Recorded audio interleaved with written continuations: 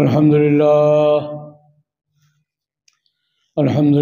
نحمده ونستعينه ونستغفره ونؤمن به ونتوكل عليه ونعوذ بالله من شرور أنفسنا ومن سيئات أعمالنا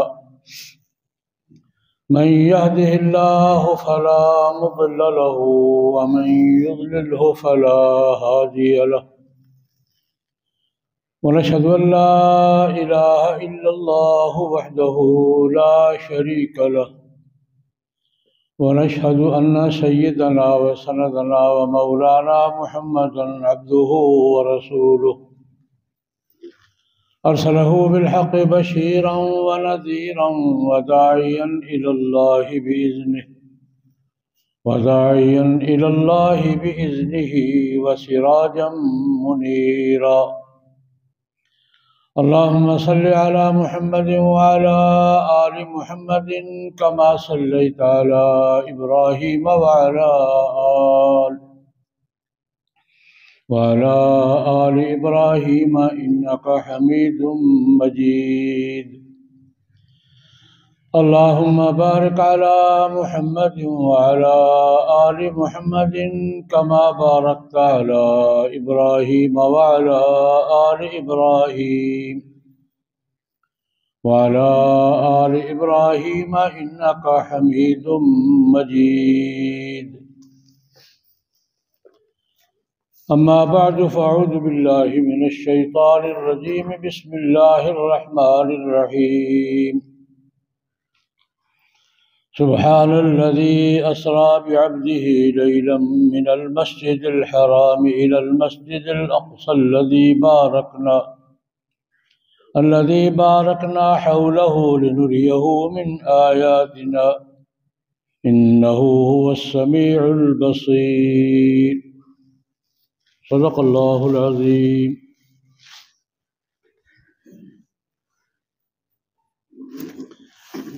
بزرگان محترم، برادران اسلام، قرآن مقدس کی ایک آیت کریمہ تلاوت کی ہے.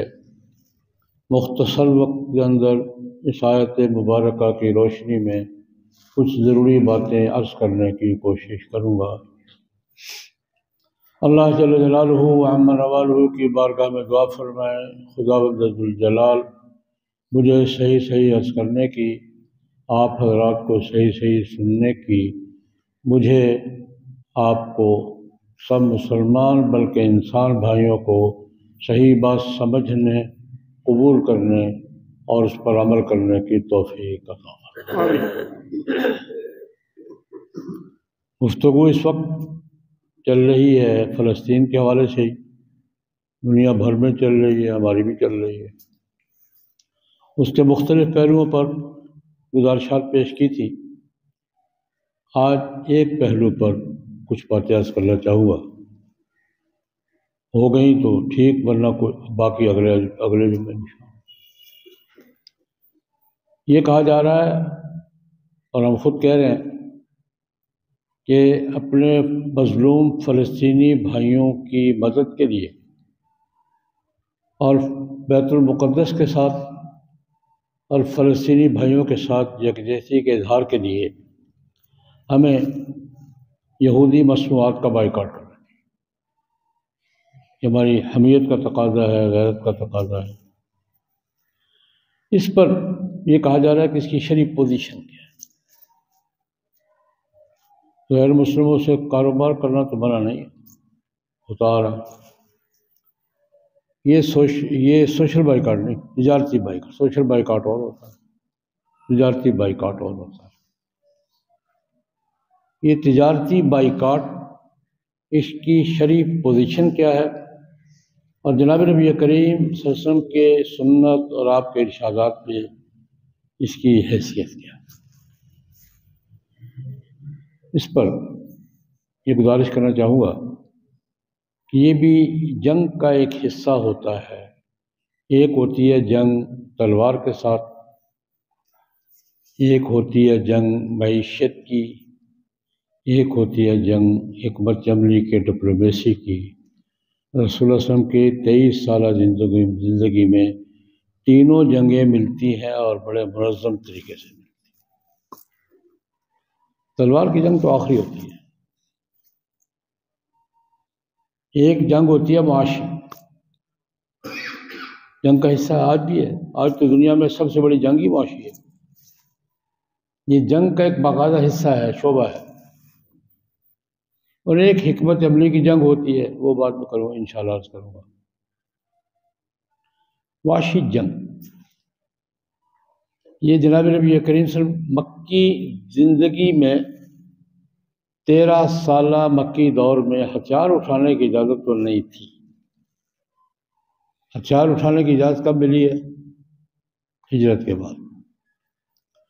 لیکن مکی دور میں بھی معاشی جنگ تھی، اور مدینہ منورہ میں تو بہت تھی۔ اس پر 3-4 واقعات ترتیب سے عرض کروں گا۔ جو مکی دور کا پہلا واقعہ ہے، بخاری شریف کی روایت ہے، حضرت ابو ذر غفاری رضی اللہ تعالیٰ عنہ راوی ہیں، بڑی تفصیل سے بیان کرتے ہیں، اپنے قبول اسلام کا واقعہ بیان کرتے ہیں۔ بڑا دلچسپ بھی ہے، بڑا سبق آموز بھی ہے، اور ہمارے لیے اس میں رہنمائی موجود ہے۔ بنو غفار مکہ مکرمہ سے شام کی طرف جاتے ہوئے راستے میں ان کا علاقہ تھا، وہاں سے گزر کے جانا ہوتا تھا۔ ابو ذر غفاری کہتے ہیں، مجھے اپنے علاقے میں تھا، مجھے یہ پتہ چلا کہ مکہ مکرمہ میں کوئی بزرگ ہیں، وہ کہتے ہیں میں نبی ہوں، اور نبیوں والی باتیں کرتے ہیں، آتے جاتے لوگوں سے خبریں ملی۔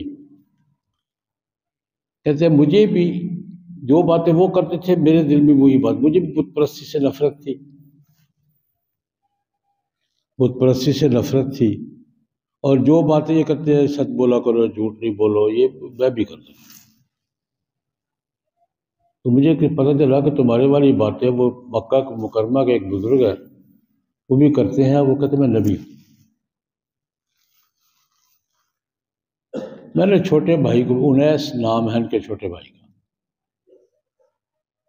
میں نے انیس سے کہا بیٹا بھائی جاؤ مکہ مکرمہ، 1-2 دن رہو، ان صاحب سے ملو، ذرا صورتحال معلوم کر کے آؤ، کون ہیں، کیا کہتے ہیں، کیا صورتحال ہے۔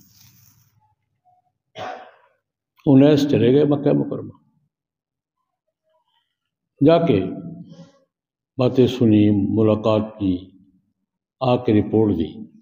ایک نیک آدمی ہے، بزرگ آدمی ہے، لوگ ان کی عزت کرتے ہیں، اور وہ لوگوں کو یہ باتیں کرتے ہیں بت پرستی نہیں کرو، اللہ کی عبادت کرو، حرام نہیں کھاؤ، بھائی مردار نہیں کھاؤ، یہ نہیں کرو، یہ باتیں کرتے ہیں۔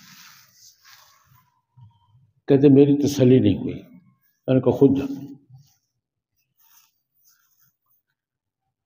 وہ اس رپورٹ میں میرا تسلی نہیں ہوئی۔ یہ دور وہ تھا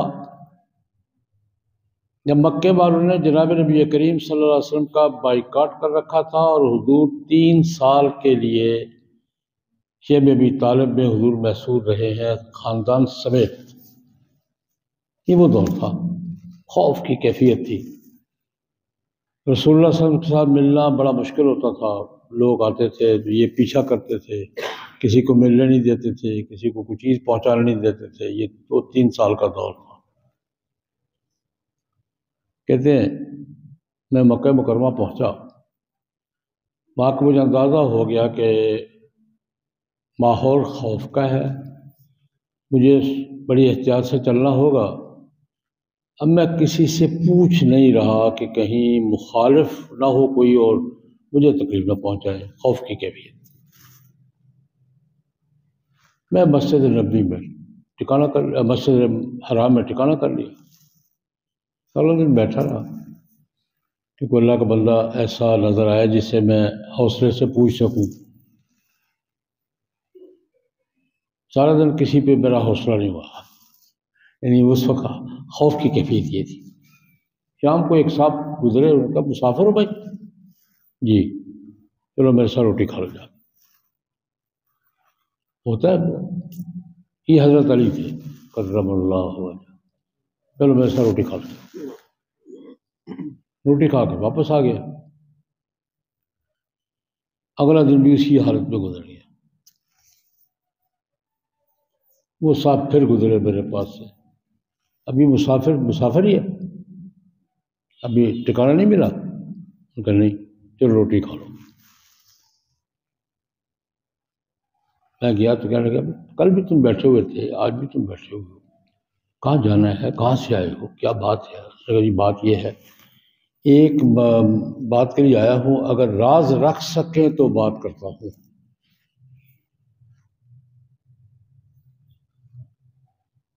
اگر راز رکھ سکیں میرے تمہارے درمیان بات رہے تو کرتا ہوں, ورنہ مجھے حوصلہ نہیں پڑ رہا کہ میں کیا وہ بات کرتا ہوں. بات تو کرو نا, کہاں سے آئے؟ میں بنو غفار سے آیا. مجھے پتہ چل رہا ہے کہ یہاں کوئی بزرگ ہیں, وہ کہتے ہیں میں نبی ہوں, اور باتیں بھی نبیوں والی کرتے ہیں. ان سے ملنے آیا, لیکن کسی سے پوچھنے کا حوصلہ نہیں پڑا. حضرت علی فرمایا الخبیر سقط, صحیح بندے سے پوچھا تم نے, خبردار پر گرے ہو. مطلب صحیح آدمی سے پوچھا تو چلو ہو جائے گا انشاءاللہ. صبح ہوئی, حضرت علی کہتے ہیں کہ میں جاتا ہوں اپنے راستوں سے. جب میں یہاں سامنے سے گزروں نا تو میرے پیچھے پیچھے چل پڑنا, لیکن محسوس نہ ہو کسی کو کہ تم میرے پیچھے آ رہے. میں سامنے سے گزروں گا تم میرے پیچھے پیچھے چل پڑنا, تو کسی کو محسوس کرائے بغیر کہ تم میرے پیچھے چل رہے ہو.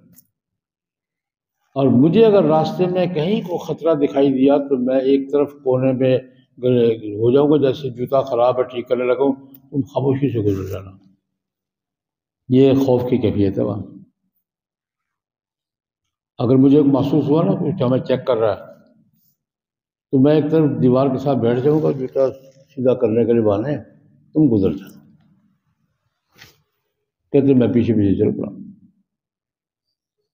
یہ دار ارقم تھا, حضرت زید بن ارقم رضی اللہ عنہ کا مکان. یہاں نبی کریم صلی اللہ علیہ وسلم کا اڈا تھا خفیہ. لوگ چھپ چھپا کے آتے تھے, یہاں بیٹھ کے تعلیم بھی ہوتی تھی, یہاں بیٹھ کے کچھ مشورہ وغیرہ بھی ہوتا تھا. وہاں جب پہنچے نبی کریم صلی اللہ علیہ وسلم سے ملاقات. میں نے کہا جناب یہ بات مجھے معلوم ہوئی ہے, بھائی کو بھیجا تھا, بات کی تسلی نہیں ہوئی. اب آپ مجھے بتائیں آپ کیا ہیں اور کیا کہتے ہیں. جناب نبی کریم صلی اللہ علیہ وسلم نے بنیادی بات بتائی, اللہ کا پیغمبر ہوں, یہ میری تعلیمات ہیں, یہ جو مجھے پہلے بھی معلوم تھی کہ یہ باتیں کرتے ہیں. میں نے کہا کلمہ پڑھائیے. میں آپ کے دین میں آتا ہوں, کلمہ پڑھائیں. رسول اللہ صلی اللہ علیہ وسلم نے کلمہ پڑھایا, اشہد ان لا الہ الا اللہ اشہد ان محمد رسول اللہ. جب ساری باتیں ہو گئی تو رسول اللہ صلی اللہ علیہ وسلم نے دیکھو تم مسافر ہو, دور سے آئے ہو, اپنی بات کو مخفی رکھنا, چپکے سے آرام سے چلے جاؤ اپنے علاقے میں, اس کا اعلان نہیں کرنا, اپنے علاقے میں چلے جاؤ. اور ہمیں بھی کچھ دنوں کے بعد اجازت ملے گی, ہم بھی کہیں ٹھکانہ بنائیں گے. جب یہ پتہ چلے گا کہ مکے سے نکل کر کہیں ہم نے ٹھکانہ بنا لیا ہے تو وہاں آ جانا.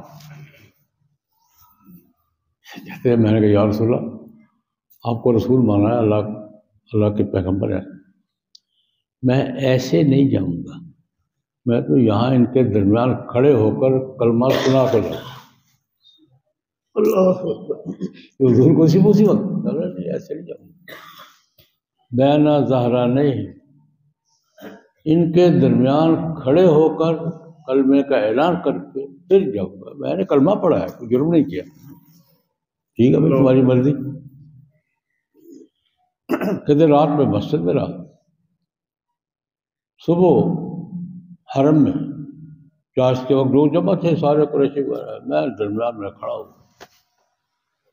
میں نے کہا اشہد ان لا الہ الا اللہ واشہد ان محمد رسول اللہ، ایسے جیسے بم پھٹا، کلمہ پڑھا ہے اور ہمارے درمیان کھڑے ہو کر پڑھا ہے، مجھ پر ٹوٹ پڑے سارے، کوئی مکے مار رہا ہے، کوئی جوتے مار رہا ہے، کوئی ڈنڈا مار رہا ہے، حتیٰ کہ مجھے موت نگاہوں کے سامنے نظر آئی۔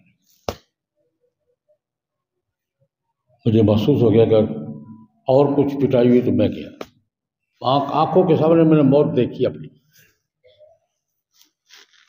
حضرت عباس رضی اللہ تعالیٰ عنہ جناب نبی کریم سے چچا محترم بھی تھے، دوست بھی تھے، چچا بھتیجا ہم عمر ہوں اور درمیان میں شریکہ نہ ہو تو ان سے ذرا پکا دوست کوئی نہیں ہوتا۔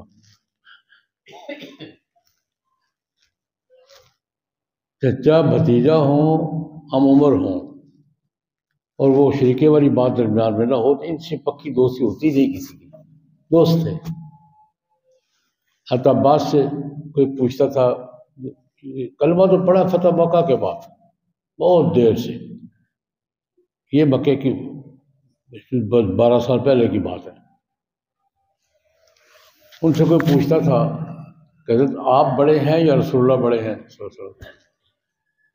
عباس کہا کرتے تھے بڑے وہ ہیں، پیدا میں 2 سال پہلے ہوا تھا۔ بڑے تو وہی ہیں لیکن میں 2 سال پہلے پیدا ہوا تھا۔ چچا بھتیجا تھے، دوست تھے۔ حضرت عباس نے دیکھا، قریب آئے، دیکھو ہو یہ کام خراب ہے۔ حضرت عباس سے مداخلت آ کے کہتے مجھ پر تو لوگوں کو اٹھایا، پیچھے ہٹو یار، کیا کریں، پیچھے ہٹو۔ لوگوں رات میں کیوں مار رہے اس کو؟ یہ کلمہ پڑھا ہے، کلمہ پڑھا ہے، اچھا یہ پتہ ہے کون؟ یہ بنو غفار کا ہے، یہ جس راستے میں نا وہ تمہارا ممر بھی ہے متجر بھی ہے، تمہارا تجارت کا راستہ بھی وہی ہے، تمہاری عام گزرگاہ بھی وہی ہے، تمہارے راستے میں اس کا قبیلہ بیٹھا ہوا ہے، اس کو مارو گے تمہارے راستے بند ہو جائے گی، تجارت بند ہو جائے گی، کیا کر رہے ہو؟ بنو غفار قبیلے کا آدمی تمہارے ہاتھوں یہاں مر گیا، تمہارا تو شام کا راستہ بند ہو جائے گا، تمہارے قافلے تجارت کے نہیں جا سکیں گے، تجارت بند ہو جائے گی، تمہاری ناکہ بندی ہو جائے گی تمہاری۔ یہ جب سنا لوگ پیچھے ہٹ گئے، یہ ہے وحشی جنگ، پیچھے ہٹ گئے۔ حضرت عباس سے مجھے نکلو جا، اپنا کام کرو جا، یہاں کیا کر رہے ہو؟ کوئی ابو ذر تھا، ابو ذر بھی ابو ذر تھا، کہتے میں کہا کہ نہیں، ابھی میری تسلی نہیں ہوئی تھی، رات پھر وہی رہا، تو وہ پھر جا کے کھڑا، ایک راؤنڈ اور، کس کا؟ کوٹ کھانے کا۔ دوسرے دن پھر میں جا کھڑا ہوا، اشہد ان لا الہ الا اللہ واشہد ان محمد، میں کہتا ایمان اس کو کہتے ہیں، یعنی سارا مرحلہ گزر گیا ہے۔ مجھے عباس نے کہا کہ یار جاؤ نکلو یہاں سے، کیوں مرنا یہاں لوگوں کے ہاتھوں، لیکن میرا اطمینان نہیں ہوا تھا، رات وہی رہا، صبح پھر چاش کے وقت جا کے پھر کہا اشہد ان لا الہ الا اللہ اشہد ان محمد رسول اللہ، پھر اعلان کر دیا، وہ پھر پڑھ گئے مجھے۔ دوسرے دن بھی عباس سے مجھے چھوڑا رضی اللہ عنہ، بھائی تمہارے تجارت کے راستے میں بیٹھا ہے، اس کا قبیلہ ہے، مار دو گے بیڑا غرق ہو جائے گا، تجارت کا راستہ بند ہو جائے گا، تمہارا آنا جانا بند ہو جائے گا، کیا کر رہے ہو؟ یہ کہہ کے حضرت عباس نے ابو ذر غفاری کو ان کافروں کے نرغے سے چھڑایا اور دھمکی کیا دی کہ تمہاری تجارت برباد ہو۔ میں نے تھوڑا سا ہلکا سا منظر بتایا ہے تجارتی جنگ کیا ہوتی ہے۔ ابو ذر غفاری کہتے پھر میں چلا۔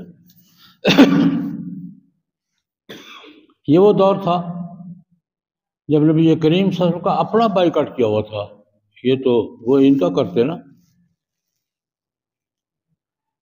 3 سال نبی کریم صلی اللہ علیہ وسلم کا قریش نے حضور کا اور حضور کے ساتھ بنو ہاشم کا، بنو المطلب کا جو حضور کے ساتھی تھے، ان کا معاشی بائیکاٹ کر رکھا تھا۔ معاشی بائیکاٹ کیا تھا؟ ان کے ساتھ تجارت نہیں کریں گے، لین دین نہیں کریں گے، رشتہ داری نہیں کریں گے، ان کی خوشی غمی میں شریک نہیں ہوں گے۔ اور یہ ایک وادی میں، گھاٹی میں بند ہو گئے تھے، ناکہ بندی تھی، کوئی چیز آنے نہیں دے رہے تھے، کوئی جانے نہیں دے رہے تھے۔ آپ نے یہ تو سن لیا کہ ان حضور سے ملاقات کے لیے کن مراحل سے گزر کے جانا پڑتا تھا۔ سعد بن ابی وقاص رضی اللہ تعالیٰ عنہ اپنی بات فرماتے ہیں، اس دور کا منظر کیا تھا۔ فرماتے ہیں کہ ان پر، یہ حضرت عمر رضی اللہ عنہ کے زمانے میں کوفے کے گورنر تھے، کچھ لوگوں نے شکایت کر دی ان کے خلاف، ہوتے ہیں گورنر صاحب کے خلاف کوفے والوں نے شکایات کر دی۔ ان شکایتوں میں ایک یہ بھی تھی کہ یہ قرآن صحیح نہیں پڑھتے، بہت شکایتیں بھی تھیں۔ حضرت عمر رضی اللہ عنہ نے انکوائری کے لیے محمد بن مسلمہ رضی اللہ تعالیٰ عنہ، جو جناب نبی کریم صلی اللہ علیہ وسلم کے بھی زمانے میں بھی آئی جی پولیس تھے، اور حضرت عمر کے زمانے میں بھی پولیس انسپکٹر وہی تھے، محمد، 2 آدمی تھے جن سے حضور پولیس والا کام لیا کرتا، یعنی اس زمانے کے سپرنٹینڈنٹ پولیس 2 آدمی تھے، ایک یہ تھے محمد بن مسلمہ اور ایک قیس بن سعد بن عبادہ۔ اس قسم کی پکڑ کے لاؤ، یہ سزا دو، یہ کام یہ کیا کرتا۔ تو میں کہا کرتا ہوں کہ ہمارا مسلم امہ کا پہلا آئی جی پولیس کون تھا؟ محمد بن مسلمہ اور قیس بن سعد۔ محمد بن مسلمہ کو بھیجا، انکوائری کی، مختلف مسئلوں میں جاتے تھے۔ ان کا انکوائری کا طریقہ یہ تھا کہ گورنر صاحب کو لے کے ایک نماز ایک مسئلے میں پڑھی، نماز کے بعد وہ اعلان کرتے بھائی یہ تمہارے گورنر صاحب ہیں، ان کے خلاف شکایات گئی ہیں، یہ شکایتیں آپ میں سے کس کو شکایت ہے سمجھاؤ۔ وہ ساری انکوائری میں سب باتیں غلط ثابت ہو گئی۔ اس پر سعد بن ابی وقاص سے بخاری کی روایت ہے، کہتے ہیں یار مجھے کہتے ہیں قرآن صحیح نہیں پڑھتا۔ ہم نے تو وہ دور گزارا ہے نبی کریم صلی اللہ علیہ وسلم کے ساتھ، کہ ابی طالب کا، کہ ہمیں کھانے کو کوئی ڈھنگ کی شے نہیں ملتی تھی، ہم راستے میں پڑی ہوئی چیزیں اٹھا کر دھو دھا کے کھایا کرتے۔ یہ اس دور کا منظر سعد بن وقاص بیان فرما رہے۔ درختوں کے پتے کھا کر بھوک مٹایا کرتے تھے، راستے میں پڑی ہوئی چیز مل گئی ہے تو اس کو دھو دھا کے اس کے ساتھ گزارا کرتے تھے، اور پیٹ میں خوراک نہیں جاتی تھی، بکریوں کی طرح پتے، بکریوں کی طرح پتے کھاتے تھے اور بکریوں کی طرح مینگنیاں کیا کرتے تھے۔ یہ مجھے کہتے قرآن نہیں آتا ہے، یہ اس لہجے میں بات کر رہے ہیں کہ ہمارا تو وہ دور گزرا ہے، کھانے کو کچھ چیز نہیں ملتی تھی، پتے کھاتے تھے، راستے میں پڑی ہوئی چیزیں اٹھا کر دھو کے کھاتے تھے، اور بکریوں کی طرح گھاس کھاتے تھے، بکریوں کی طرح ہم مینگنیاں کرتے تھے۔ ہم نے تو رسول اللہ صلی اللہ علیہ وسلم کے ساتھ یہ وہ وقت گزارا ہے، 3 سال گزارے ہیں۔ یہ آج بھی شیطان کر رہے ہیں کہ کوئی قرآن نہیں صحیح پڑھتا۔ یہ وہ دور جناب نبی کریم صلی اللہ علیہ وسلم کے ساتھ بھی کفار مکہ نے یہی بائیکاٹ کیا، اس کو تجارتی بائیکاٹ کرتے ہیں، معاشی بائیکاٹ کرتے ہیں۔ گزر گیا وقت، تو گزر جاتا ہے، لیکن وقت یاد رہتا ہے۔ وقت گزر تو جاتا ہے لیکن یاد بھی رہتا ہے۔ وقت گزر گیا، یہ مکی دور کی بات ہے، 10 سال کے بعد، 9 سال کے بعد جناب نبی کریم صلی اللہ علیہ وسلم جب مکہ مکرمہ فتح ہوا ہے نا، اب 8 سال پہلے وہاں سے چھپ چھپا کے نکلے تھے، اور 8 سال کے بعد 10,000 کے لشکر کے ساتھ فاتح کی حیثیت سے داخل ہو گئے۔ 8 سال قوموں کو کچھ بھی نہیں ہوتا، 8 سال کچھ بھی نہیں ہوتے۔ کسی نے پوچھا یا رسول اللہ، آپ مکے میں کون سے مکان میں رہیں گے، آپ کا خیمہ کہاں ہوگا، پرانے مکانوں پہ قبضہ کریں گے آپ؟ یہ سوال تھا۔ جب تھے تو مکان تھے نا ان کے، اپنے بھی تھے، چچا کے بھی تھے۔ سوال یہ تھا کہ آپ اپنے پرانے مکانوں پہ قبضہ کریں جو آپ کے تھے یہاں، کیونکہ لمبا مسئلہ۔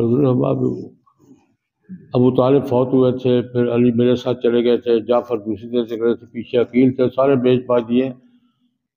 ہل طرح کرنا عقیل دارن، عقیل نے کوئی گھر چھوڑا بھی اب رڑی، سارے بیچ دیے تھے اس نے۔ اب تو کھلے بازار میں رہیں گے۔ وہاں یہ جملہ فرمایا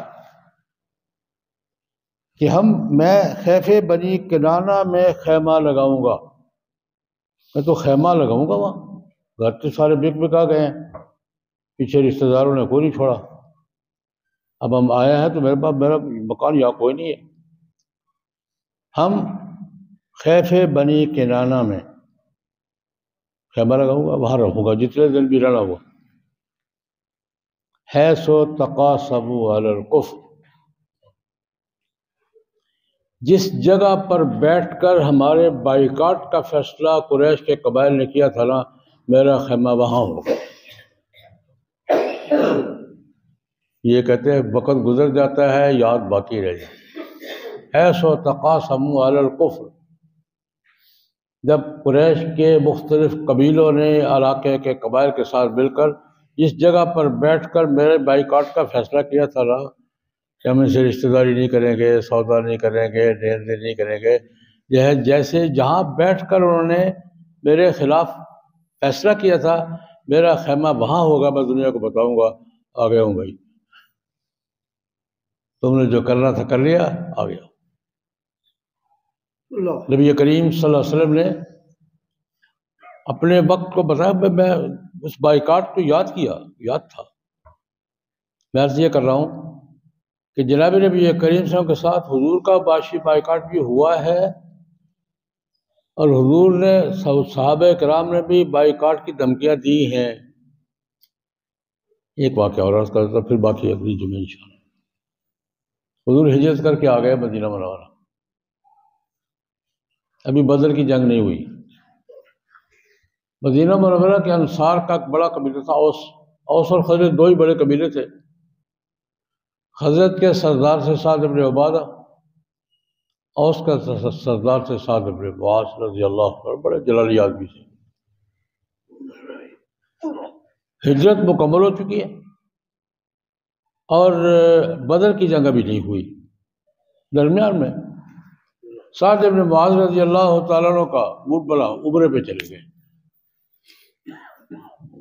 اوس کے سردار ہیں۔ وہاں طواف کرتے ہوئے ابو جہل نے دیکھ لیا، ان کو پہچان لیا، یہ سعد ہے، یثربی جی، یہ یہاں کیا کر رہا ہے؟ ہمارے دشمنوں کو، ہمارے بھگوڑوں کو، اس کے بقول ہمارے بھگوڑوں کو اپنے گھروں میں پناہ دی ہوئی ہے اور ابھی آرام سے طواف کر رہا ہے۔ ابو جہل نے آواز دی، حضور کو، مہاجروں کو پناہ نہیں دی تھی نا، ہمارے بھگوڑوں کو اور ہمارے دشمنوں کو اپنے گھروں میں جگہ دے کر تم یہاں طواف کر رہے ہو، کیسے طواف کر رہے ہو، کیسے واپس جاؤ گے؟ یہ ابو جہل نے سعد بن معاذ کو بیت اللہ کا طواف کر کے دھمکی دی۔ سعد کھڑے ہو گئے، وہ بھی چودھری تھا، چھوٹا چودھری نہیں تھا، وہ بھی ایک قبیلے کا سردار تھا۔ کہا آرام سے بات کرنا، میں اوس کا سردار ہوں، ہم تمہارے راستے میں بیٹھے ہیں، بھئی گڑبڑ کی تو شام کی طرف تمہارا ایک قافلہ تجارت کا نہیں جانے دوں گا۔ کیا کر رہا ہو؟ کہتے جو ہی کہا نا کہ میرے ساتھ کا کوئی حرکت کی، گڑبڑ کی تو شام کا تمہارا تجارت کا راستہ بند کر دوں گا، اور تمہارا نہ کوئی قافلہ جا سکے گا نہ واپس آ سکے گا۔ ابو جہل وہیں کھڑا ہو، بخاری شریف کی روایت ہے، ابو جہل وہیں بریک لگ گئی، آگے نہیں بڑھا، دھمکی چھوٹی نہیں تھی۔ تو میرا قبیلہ راستے میں بیٹھا ہے، تجارت کے راستے بند کر دوں گا، نہ کوئی قافلہ جا سکے گا نہ کوئی آ سکے گا۔ یہ بھی معاشی جنگ کی صورت تھی۔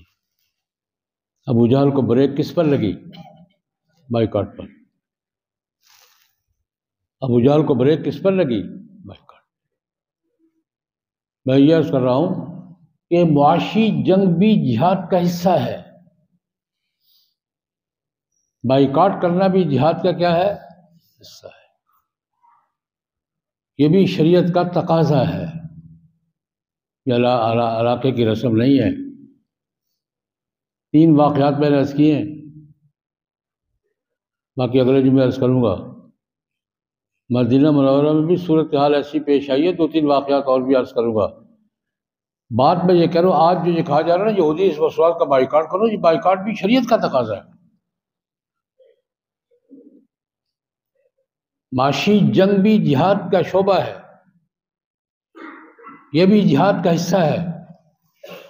ہمیں اپنے فلسطینی بھائیوں کی مدد کے لیے اور بیت المقدس کے ساتھ اپنی یکجہتی کے اظہار کے لیے اگر ہم بائیکاٹ کر سکتے ہیں تو ہمیں کرنا چاہیے، اور یہ کم از کم بائیکاٹ تو کریں، کم از کم ان کی چیزوں کا بائیکاٹ تو کریں۔ اور اگر ہم کچھ نہیں کر سکتے تو آخری درجہ یہ ہے۔ اور یہ مسئلہ حضرت مولانا مفتی عمر تقی عثمانی صاحب سے مسئلہ پوچھا کہ شرعی مسئلہ، یہ مسئلہ شریعت کا نہیں، غیرت کا ہے۔ یہ مسئلہ شریعت کا نہیں ہے، غیرت کا ہے۔ مجھے معلوم ہو کہ یہ دکاندار میرے بھائی کا قاتل ہے، میں اس کے ساتھ سودا لینے جاؤں گا؟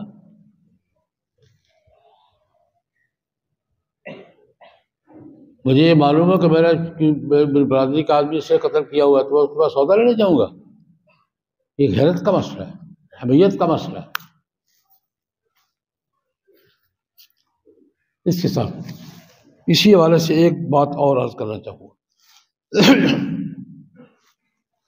گزشتہ دنوں اسلام آباد میں ایک بہت بڑا کنونشن ہوا تھا، تمام مکاتب فکر کے قائدین جمع ہوئے تھے، میں بھی تھا اس میں۔ تو ایک سوال اٹھایا گیا تھا، میں نے اٹھایا تھا اور سب نے قبول کیا تھا کہ اسرائیل کے بارے میں پاکستان بننے کے فوراً بعد قائد اعظم محمد علی جناح مرحوم نے اعلان کیا تھا کہ اسرائیل ناجائز ریاست ہے، ہم اسے کبھی قبول نہیں کریں گے۔ سوال میں نہیں اٹھایا تھا لیکن کنونشن نے قبول کر لی۔ انہوں نے کہا کہ یہ 2 ریاستی حل جو ہے اسرائیل کو تسلیم کرنے والی بات ہے، ہمارے حکمرانوں نے کرنی شروع کر دی ہے، یہ غلط ہے، ہم اس کو مسترد کرتے ہیں۔ تمام مکاتب فکر کی قیادت نے کنونشن سینٹر اسلام آباد میں جمع ہو کر اس کو مسترد کہ ہم 2 ریاستی حل نہیں مانتے۔ آج ہمارے وزیر اعظم صاحب کا بیان آیا ہے، پہلے بھی وزیر اعظم صاحب نے کہا تھا یار قائد اعظم کی رائے سے اختلاف کفر تو نہیں ہے، بڑا ہوگا، کیونکہ چھیڑی بات میں نے ہی چھیڑی تھی، جواب بھی میں ہی دوں گا، وہاں بھی میں نے ہی بات چھیڑی۔ قائد اعظم کی رائے سے اختلاف کفر تو نہیں ہے۔ میں 3 باتیں عرض کروں، چھوٹی چھوٹی 3 باتیں عرض کروں گا۔ انہوں نے کہا کہ دنیا کہتی ہے کہ تسلیم کر لینا چاہیے، ہم بھی کہتے ہیں تسلیم کر لینا چاہیے۔ پہلی بات یہ گزارش کروں گا جناب، یہ قائد اعظم کی رائے نہیں تھی، ہمارا قومی فیصلہ تھا جو اب تک 5 صدی سے ہمارا قومی موقف چلا آ رہا ہے، اس کو رائے کہہ کے ہلکا نہ کریں۔ قائد اعظم نے اعلان کیا تھا ہمارا 5 صدی سے قومی موقف کیا ہے، اسرائیل کو تسلیم کرنے کا یا نہ کرنے کا، اس کو رائے کہیں کہ آپ پہلی بات۔ اس میں اگر رد و بدل کرنا بھی ہے تو میں وزیر اعظم صاحب سے گزارش کروں گا کہ آپ اس کے مجاز نہیں، آپ نگران وزیر اعظم ہیں، قوم کا فیصلہ ہے، قوم اگر نظر ثانی کے لیے قوم کرے گی، آپ کون ہیں؟ اور یہ بات میں بالکل دونوں کا کرنا چاہتا ہوں۔ کچھ لوگوں کے ذہن میں ہے کہ ہم بند کمرے میں 4 آدمی بیٹھ کے فیصلہ کریں گے، نہیں، اس کا فیصلہ قوم کرے گی، قوم کی منتخب پارلیمنٹ کرے گی، یہ فیصلہ سڑکوں پر ہوگا، یہ پبلک میں ہوگا۔ کسی کے ذہن میں یہ مغالطہ نہیں رہنا چاہیے کہ 4 آدمی بند کمرے میں بیٹھے کے دستخط کر کے تسلیم کرنے کے، نہیں ہوگا یہ۔ آپ کو اختیار نہیں ہے یہ فیصلہ کرنے کا، قوم فیصلہ کرے گی، یہ پہلی بات۔ دوسری بات، محترم نے فرمایا ہے کہ دنیا کہتی ہے، بھائی دنیا تو یہ بھی کہتی ہے کہ پاکستان کے ساتھ اسلامی کا لفظ کیوں لکھا ہوا ہے؟ جس دنیا کی آپ بات کر رہے ہیں وہ دنیا پاکستان کے ساتھ اسلامی کا لفظ برداشت کرتی ہے؟ وہ دنیا تو یہ بھی کہہ رہی ہے کہ شریعت کی بات کیوں کر رہے ہو؟ وہ دنیا تو یہ بھی کہہ رہے ہے کہ مسلم تہذیب کی بات کیوں کر رہے ہو؟ اس دنیا کے کہنے پر پاکستان کے ساتھ اسلامی کا شراکت ختم کر دو گے؟ وہی دنیا ہے، مانتا ہوں اس دنیا کو میں۔ اس دنیا کے کہنے پر مسلم تہذیب سے دستبردار ہو جاؤ گے؟ اس دنیا کے کہنے پر پاکستان کے مذہبی شناخت کو ختم کر دو گے؟ میرے بھائی کرسی پہ بیٹھے ہو، حواس قائم رکھو اپنے، کیا کہہ رہے ہو؟ کرسی کا مطلب یہ نہیں ہوتا کہ آپ یہ حواس ہی کھو بیٹھے، اپنے دائرے میں رہو۔ ہم پاکستان کی اسلامی حیثیت سے دستبردار ہو جائیں گے؟ دنیا کہہ رہی ہے کہ ہو جاؤ، ہو جاؤ پھر۔ تیسری بات، قائد اعظم نے کیا فرمایا تھا کہ یہ ناجائز ہے؟ یہ صحیح کیا ہے؟ ناجائز بچہ پیدا ہو جائے تو وقت گزرنے کے ساتھ کبھی جائز ہو جاتا ہو؟